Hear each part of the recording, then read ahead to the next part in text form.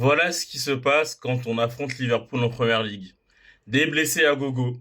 Tu peux recevoir des coups de coude, des tacles par derrière. C'est jamais sifflé. Même des poussettes dans le dos aussi, on a vu avec Barnes. C'est quand même incroyable lorsqu'on affronte cette équipe, mais qu'est-ce qui se passe en première ligue? À quand on va s'arrêter la corruption? Donc pour Tonali, on parle de 2 à 4 semaines d'absence pour une entorse à la clavicule. Donc voilà, encore une fois, on affronte Liverpool, on affronte en fait des boxeurs. Joel Linton, ce serait 1 à 6 semaines d'absence pour une entorse également. Et pour Char, ce serait maximum 2 semaines et c'est pris une commotion cérébrale. C'est ça lorsqu'on prend des coups de coude de Van Dijk en pleine surface.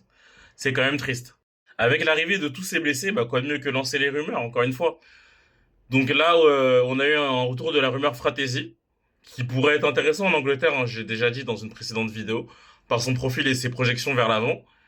Et peut-être que l'Inter ne compte pas sur lui. À voir.